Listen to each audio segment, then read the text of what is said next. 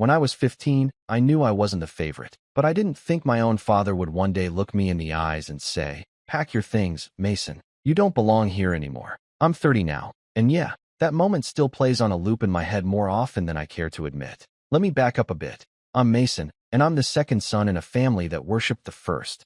My older brother, Zach, is 2 years older than me. Tall, charming, always knew the right thing to say.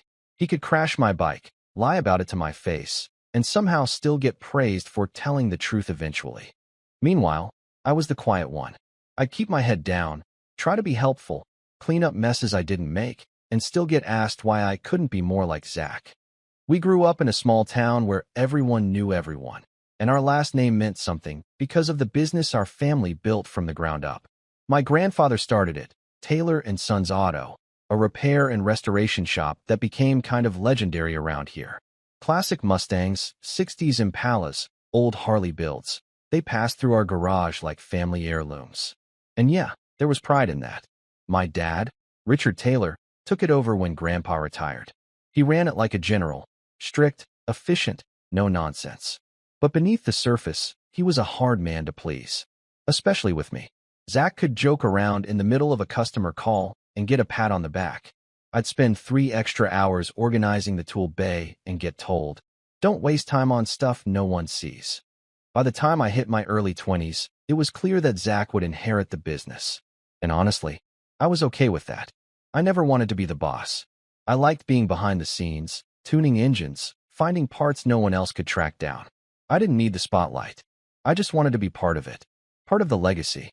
Part of something my grandfather built with his bare hands. Something we used to talk about over greasy burgers when I was 10 and thought tightening bolts was the coolest job in the world. But slowly, things started to change. It began with the small things. Dad would ask Zach for input during team meetings and completely ignore mine, even if I was the one who solved the issue the day before. I'd suggest upgrading our inventory system. Zach would laugh it off, and Dad would say, "You hear that, Zach? Mason wants to fix what ain't broke." The jokes stung more than they should have. I stopped speaking up. Then came the money issues. I wasn't paid as much as Zach. When I asked about it, Dad said it was because Zach was being groomed for leadership. I wasn't. I was just lucky to be there. That one hurt. I let it slide. Told myself maybe they had a plan for me too. But the real punch to the gut came the year I turned 28. I was living in the apartment above the garage. It wasn't glamorous, but it was free, and I was saving up to buy my own place. Every morning, I'd roll out of bed, grab coffee, and be in the pit before the guys even clocked in. I ran diagnostics, ordered specialty parts, dealt with suppliers from out of state, stuff Zach never touched. And still, I was invisible. Until one evening, Dad called a family meeting, which was weird. We never did family meetings. Mom made lasagna. Zach was already grinning like he knew something, and I just had this tight feeling in my gut the whole time. Something was off. We sat around the kitchen table, and Dad cleared his throat like he was announcing a will reading. "I've made a decision," he said. "It's time to start transferring ownership." I remember the way Mom kept her eyes down, like she couldn't look at me. "I've officially signed over the business to Zach," Dad continued. "Effective next month." I blinked. Once. Twice. Tried to process it. Then he said it, just casually, like it was no big deal. "And Mason, you'll need to vacate the apartment by the end of the month. Zach needs the space." I just stared at him. At all of them. Waiting for someone to say it was a joke. For Mom to step in. For Zach to say, "Come on, Dad, that's too much." But no one did. I didn't argue. I didn't yell. I didn't even ask why. I just nodded, stood up, and walked out. That was 6 months ago. I packed my things that night, drove away before sunrise, and didn't look back. I found a cheap one-bedroom in the next town over, took a job at a competitor's garage, and started fresh. No one knew my last name there. No one cared who my father was or what my brother inherited. They just saw what I could do. I kept my head down and worked. And then, 3 days ago, my phone lit up. It was my dad, calling. First time since that night. I stared at the screen, watched it ring, saw the voicemail icon pop up. Later, I listened. His voice was hoarse, almost broken. "Mason, please. Something's happened. I need to talk to you. It's about Zach." I didn't call back. Not yet. Because something in his voice told me everything had finally started to unravel. and I wanted to hear every crack as it fell apart. When I didn't call him back, I expected my dad to get angry.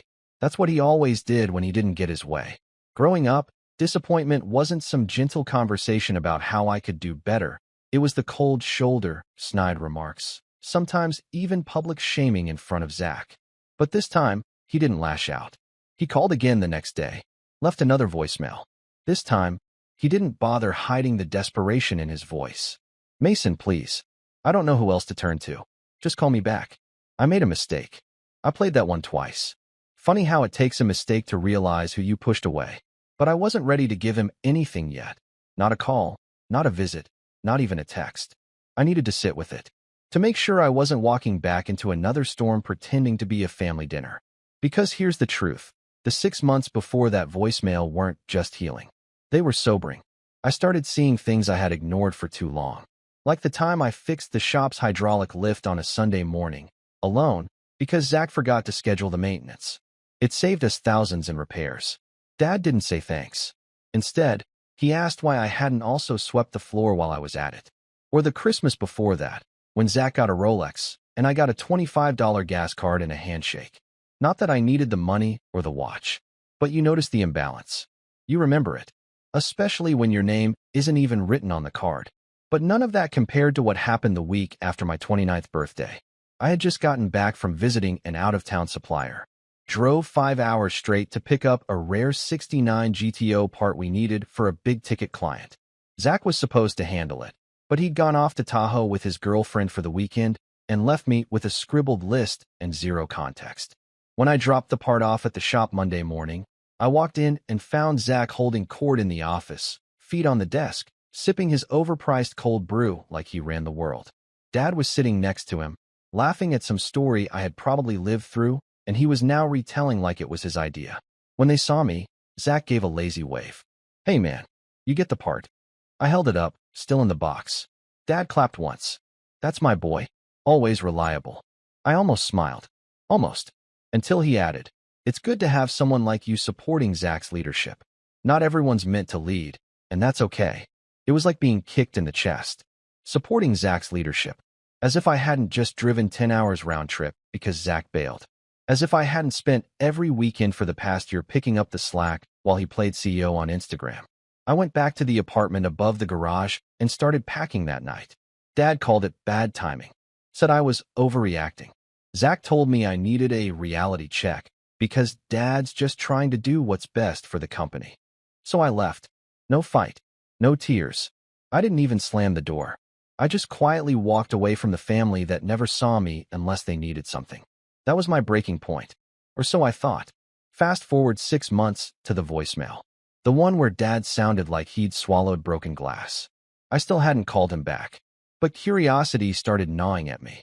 Not concern, just curiosity. Because if Dad was calling me for help, something must have gone seriously sideways. So I did something I hadn't done in months. I drove back into town. Didn't go to the shop. Just parked across the street from the old diner where mechanics used to grab lunch. It was still there, still had the same cracked sign and the best chili dogs you'd ever eat at 1 a.m. I sat in my car and watched. Around noon, I saw one of the old guys, Pete, walk out with a to-go bag. Pete had been working at Taylor & Sons since before I could drive. Solid guy. Liked to call me Little Wrench when I was a kid. I rolled down my window. He spotted me and blinked like he wasn't sure if I was real. Then he smiled. Mason? Thought you vanished. Hey, Pete. Just passing through. He came over to the car, leaned down. You heard then? I frowned. Heard what? He let out a low whistle. Man, your brother's made a mess. My stomach dropped. What kind of mess? Pete looked around, like someone might overhear. You didn't hear it from me, okay? But Zach's been bleeding the business dry. Fancy parties, personal trips charged to the shop, consulting fees for people who don't exist. Couple vendors haven't been paid in months. Customers are pulling their cars. Places hanging on by a thread. I sat back in my seat. And there it was. The beginning of the unraveling. I thanked Pete and drove off. Didn't go to see my dad. Not yet. But the image stuck with me. The garage, once buzzing with machines and cigarette smoke and country rock, now quiet. Empty bays. Customers gone. The legacy fading. And for once, I didn't feel guilty. I felt something else. Something closer to clarity. That night, I listened to the third voicemail, the one where my dad finally admitted the truth. Mason, I should have listened to you. I should have seen it. Zach's in trouble. We're all in trouble. The shop, it's not what it used to be. I need your help.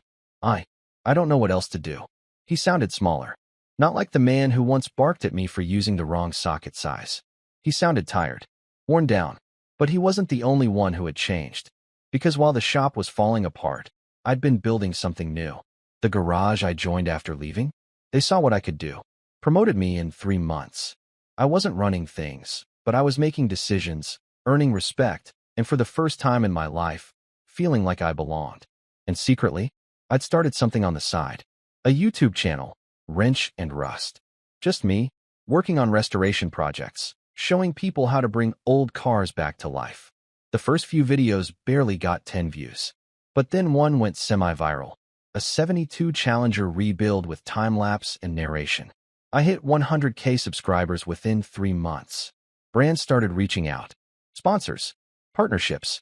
I wasn't rich, but I wasn't invisible either, which made what happened next so much worse. Because just as I started to feel like I'd moved on, I got a package in the mail. No return address. Just my name. Inside was a framed photo of me and my grandfather. I was 10, holding a wrench twice the size of my arm. He had his hand on my shoulder. We were standing in front of the original Taylor & Sons sign. Taped to the back was a note. 5 words. He always believed in you. No signature. No explanation. But I knew who it was from. Only one person had access to that photo. Only one person would use it to tug at a memory I hadn't touched in years. My mom. I hadn't heard from her since I left either. She'd always been complicit. Silent. The kind of parent who'd set the table while the argument raged. But she never said a bad word about me. And she loved Grandpa. So that note hit me harder than any voicemail ever could. Because it made me remember what the garage used to be. Not what it became under Dad and Zach, but what it was when Grandpa ran it. It wasn't about money, or image, or favoritism. It was about fixing things, restoring what was broken. And now, maybe that's what I was being asked to do. Not for Dad, not for Zach, but for the legacy. Still, I wasn't about to run back with open arms. So I made a call. Not to Dad, to someone else. Someone who'd been quietly watching things crumble from the inside. And what she told me, that was the real betrayal. The kind that takes everything you thought you knew about your family and burns it to the ground. The person I called wasn't an old friend or a mechanic or anyone from the business world. It was Melissa. She was the shop's accountant for over a decade and probably the only person who ever treated me with basic respect during the mess that was my final year at Taylor & Sons. Melissa wasn't flashy, didn't talk much, but she saw everything. She kept her head down, did the books, and stayed out of the family politics, until now. When I reached out, I didn't even expect her to answer. But she picked up on the second ring. Mason. Her voice was sharp with surprise, maybe even suspicion. Hey, I said, pacing in my apartment, phone to my ear. Sorry for calling out of nowhere. I heard things might be rough back at the shop. There was a pause. Then, with a bitter little laugh, she said, rough? That's one way to put it. We ended up talking for nearly an hour. She filled in the blanks. After I left, Zach went full Golden Boy Meet CEO. He redesigned the logo, tried to rebrand the entire business as Taylor Performance, wanted to attract a younger, higher-paying demographic, even though most of our loyal customers were old-school restoration junkies who didn't care about shiny marketing.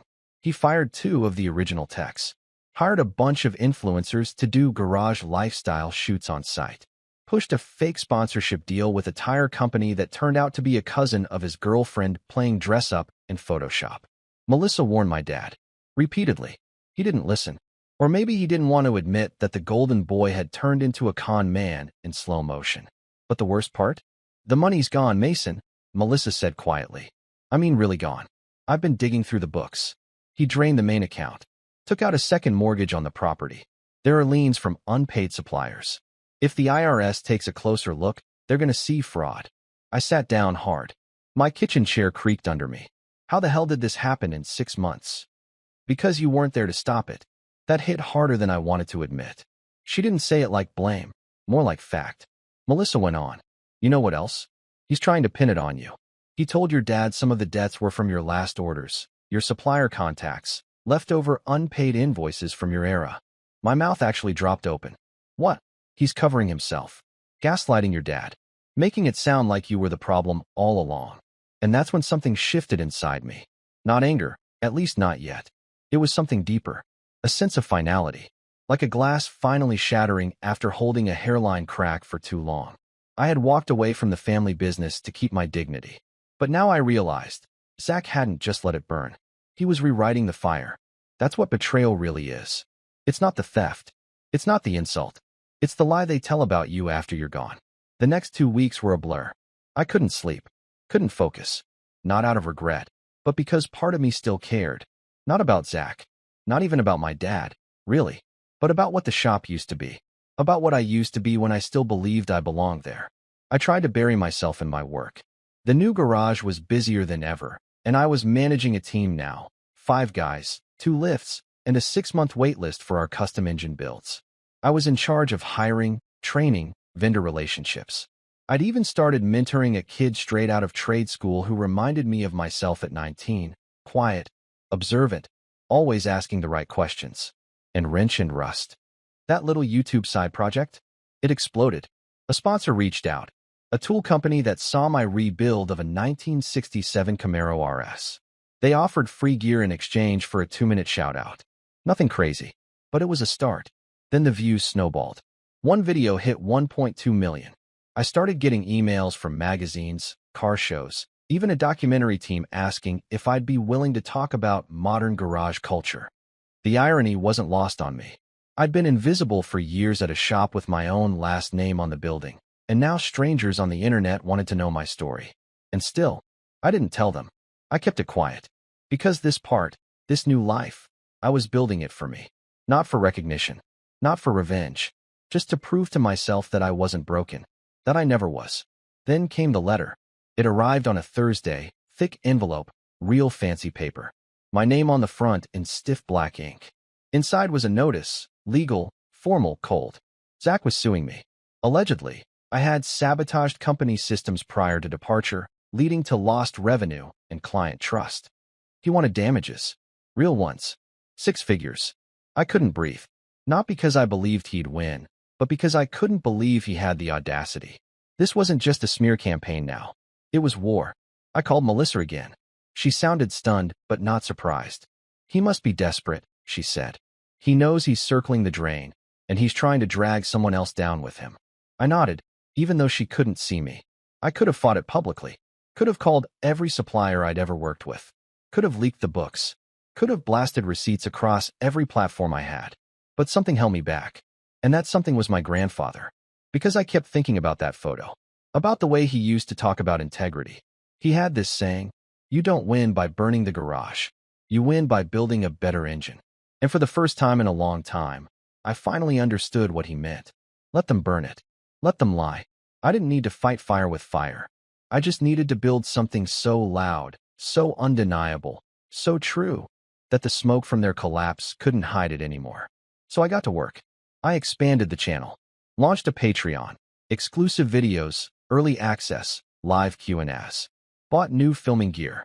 Partnered with a small custom parts brand that let me design my own limited edition tool roll. And then, without announcing it to anyone, I rented a space. Small but mine.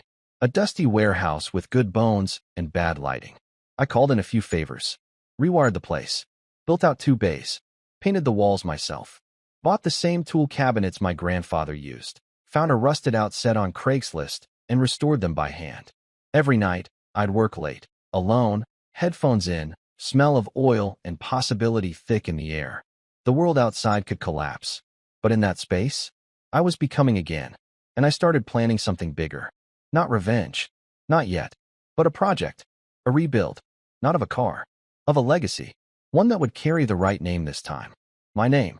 And just when I thought I had everything under control, when I finally started to feel like maybe the past couldn't hurt me anymore, I got a message.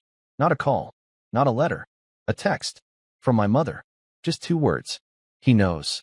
And in that moment, every nerve in my body lit up. Because I didn't know if she meant Zach. Or Dad. But either way, someone was coming. And this time, I wouldn't be leaving. The message from my mother hit me like a cold gust through an open window. He knows. I must have read it a dozen times, standing there in the middle of my new shop with grease on my palms, and my playlist looping some dusty Lynyrd Skynyrd track. My mind raced. Who was he? Zach? My father? What did he know? About the channel? About Melissa? About the second garage? I stared at the screen for another minute before typing a response. Knows what? No reply. 5 minutes passed. Then 10. I called. No answer. Then the 3 dots popped up, typing, and vanished. Then again, and gone. I just stood there, heart thudding in my ears like it used to when I was a kid and Dad called me downstairs using that tone. That we need to talk tone. Only this time, I wasn't a kid anymore. That night, I barely slept. Every worst-case scenario played out in my head. Maybe Zach had discovered Melissa talked to me and threatened her job. Maybe Dad had dug into the channel and figured out I'd been profiting off what he still thought was his legacy. Maybe they were planning to sue me again, but louder this time, dragging my name through the mud in front of actual media outlets now that I had some kind of following. But then the more dangerous thought crept in. Maybe he wanted something. Something only I could give. The next morning, I drove out to the old neighborhood, not to the shop, but the outskirts. A place where self-service dropped and nobody ever checked their mailbox. There's a storage unit there I've kept for years. Originally just for extra tools and some of Grandpa's old stuff after he passed. But lately, I'd started storing more strategic things. Boxes of documents, printouts, bank records, even a few video backups I'd quietly made after talking to Melissa. Because part of me always knew this wasn't over. Inside that metal-walled box of dust and nostalgia, I found what I needed, my grandfather's old ledger. Not digital, not online, just paper, pencil, smudged fingerprints, and scribbled dates. It was the original record-keeping book from the first 2 decades of Taylor & Sons, back when he still worked 7 days a week and used nicknames for clients in the margins. It reminded me of who the business was supposed to serve, of what we'd lost when it became about image over integrity. And it reminded me of who I used to be. Not angry, not bitter, just capable. That was the day I started planning. Not just a comeback, a reckoning. But it had to be clean. No public shaming. No YouTube drama. No angry confrontations in front of cameras. That's not who I was. And frankly, Zach would love that. He'd twist it into a pity campaign. Play the victim. So I needed to be smart. Quiet. Precise. I called Melissa again. This time, I had questions. And this time, she had answers. First, I asked about ownership. Legally, she said, your father still owns the land the garage sits on. Zach owns the business name, the branding, the inventory, but not the property. I sat with that for a second. So he's a tenant? Exactly. A tenant who's several months behind on rent. That opened a door. Then I asked about suppliers. Turns out, half the people Zach owed money to were the same folks I'd worked with directly back in the day. Guys who still respected me. Some of them hadn't seen a payment since I left. A few were threatening lawsuits of their own. And then I asked about employees. Apparently, Zach had churned through 3 managers in 6 months. 2 of them had reached out to Melissa privately, asking if she knew whether I was working elsewhere and if I was hiring. I took a long breath. The cracks were everywhere, and I didn't have to create them. I just had to be there when they broke open. Over the next few weeks, I started reaching out. Quietly, casually. Never through the same platform twice. I called Sam, the welder I used to work with who left 2 months after me. He'd moved downstate to work for a franchise shop, but he hated it.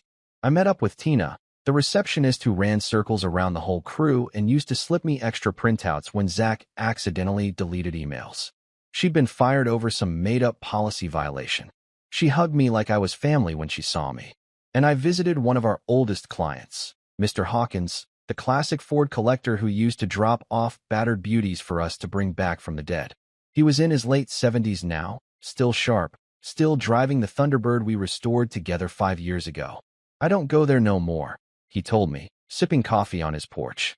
They lost my trust. Lost the paper trail on my Fairlane. Claimed they never quoted me. I didn't say anything. Just listened. Whole place feels different now, he said. Like it's got no soul. You ever open up your own place, Mason, you let me know. I'll bring every last car I got. That sealed it. I sat in my office that weekend, lights dim, screens glowing. I looked at the plans I'd sketched on a whiteboard the night I signed the lease to my own garage. Back then, I'd written a single word at the top, legacy. Now I circled it. Then I made some calls. I wasn't just building a repair shop anymore. I was launching a restoration collective, a space for classic builds, custom engine work, live-stream projects, and walk-in repairs, all under one roof. But it wasn't about the money or the flash. It was about building what my grandfather dreamed of. And it was about timing, because I knew something Zach didn't. In 2 weeks, the town would host the annual Founders Auto Fair, a car expo, swap meet, and networking event rolled into one. It was the biggest local event of the year. Every vendor, enthusiast, and vintage nut would be there. And Taylor & Sons had been blacklisted. Apparently, after last year's disaster, a no-show booth and several angry customers demanding refunds, the organizers had had enough. But me? I applied under my new brand, Wrench and Rust Restorations. And I didn't just get in. They gave me center booth placement. I invested nearly every spare dollar I had. I bought signage, printed business cards, built a mobile engine rig so I could do live rebuild demos, partnered with a coffee truck for cross-promotion, even got a drone team to shoot footage for a promo trailer. Melissa agreed to help with logistics, and Tina offered to run the booth with me. It was all lining up, but I wasn't done yet, because the final piece was the property. I drove out to see the landlord of the Taylor & Sons building, a quiet guy named Mr. Costa who'd inherited the property from his father. We'd spoken a few times over the years, mostly about rent checks and minor repairs. I brought him coffee, sat down, and asked a simple question. What would it take to buy the lot? He looked at me for a long moment. You serious? Very. He leaned back. Zach's still there. Not for long. Costa drummed his fingers on the table. I've been waiting for someone to take this place seriously. I got other properties now. If you're offering a clean buyout, I'm listening. And just like that, it became possible. I went home that night and ran the numbers. It would be tight. I'd have to cash out some of my savings. Maybe delay expansion. Maybe take on a small investor.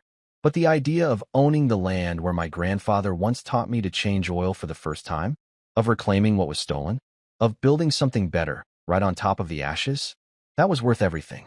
And the best part? They didn't see it coming. Zach was too busy pretending to be a mogul on social media, still posting filtered photos with captions like CEO mode activated and hustle never sleeps. And my father? He hadn't called again. Not since that final voicemail. But I had a feeling he would. Soon. Because when the expo arrived, when the booths went up and the crowds came pouring in, there'd be one name everyone remembered. Not Taylor & Sons, but the one who never needed the name in the first place. And when that moment came, I wouldn't need revenge. I'd have something better. A stage, a story, and the truth on my side. The morning of the Founders Auto Fair felt like a slow heartbeat. Not racing, not frantic. Just steady. I arrived before dawn. The sun hadn't cleared the rooftops yet, and the fairgrounds were still quiet. Vendors setting up tents, hauling in chrome-polished beauties and crate engines like relics. The scent of oil and dust hung in the cool air, and for a moment, it felt like I was 10 again, holding Grandpa's hand, marveling at every Mustang and Chevelle like it was a spaceship. Only now I wasn't a wide-eyed kid in a hoodie. Now I was the main event. Our booth stood right in the center row, bigger than anything I'd ever run. I had banners printed with the Wrench and Rust Restorations logo, a sleek bronze and black design Melissa helped refine. The mobile engine rig was front and center, ready for a live teardown demonstration. Behind it, we had a screen playing time-lapse footage of my recent Camaro rebuild, cut together with subtle branding and a story-driven voiceover. And then the real kicker, a side table lined with framed photos of Grandpa, the old shop, and even one of me and Zach, when we were kids, before the legacy split us. Because this wasn't about erasing the past. It was about showing I remembered everything. Tina arrived at 7:30 sharp with her clipboard and event passes. Melissa showed up 10 minutes later with coffee and a professional smile that hid how deeply personal this was for her too. I brought in the rest of the crew, Sam, 2 new hires, and the trade school kid I'd been mentoring. We all wore matching shirts. Simple, clean, no names on the back, just one phrase. Built, not given. By 9 a.m., the crowd poured in. And by 9:07, someone stopped by our booth and said the words I'd waited months to hear. Hey, aren't you the guy from YouTube? It was chaos, in the best way. By noon, we had a constant crowd. People snapping photos, asking about restoration pricing, complimenting the rebuilds and the videos and the brand. I gave interviews to 2 local reporters and one guy with a podcast mic who claimed he had 50,000 subscribers. Maybe he did, maybe he didn't. I didn't care. I was smiling. And then, just before 2 p.m., I saw them. Zach and my father, standing 50 feet away. Zach was wearing a tailored black button-down, sunglasses perched on his head like he was starring in a cologne commercial. My father was slower, older-looking than I remembered. Stooped. Less fire in his walk. Like something in him had finally given out. They weren't there to admire the cars.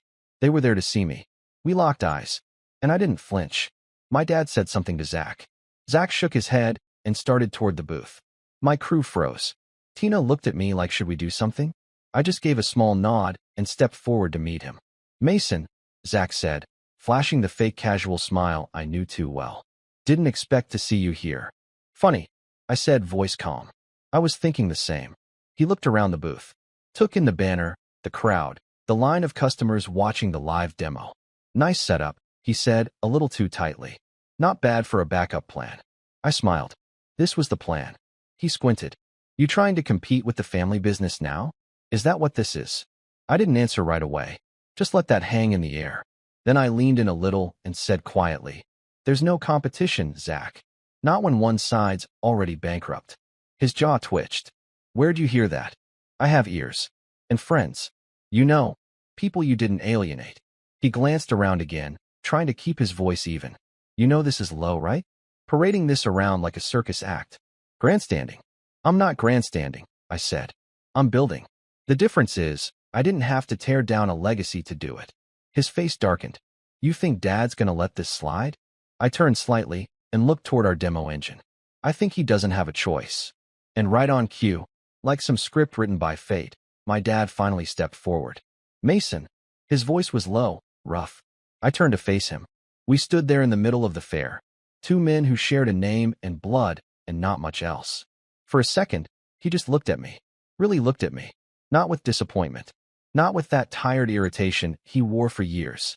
But like he didn't recognize me at all. I let the silence stretch.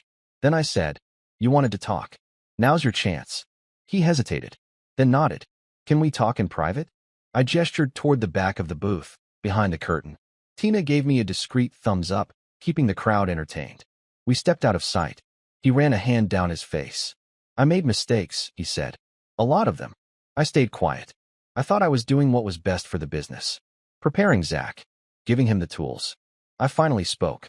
You didn't give him tools. You gave him a crown and no map. And when he got lost, he burned the kingdom. He winced. He told me you left because you didn't want to work under him. I left, I said slowly, because you told me to pack my things. Because you made it clear I was never going to be anything more than a shadow in his spotlight. His mouth tightened. I regret that. Regret isn't a solution.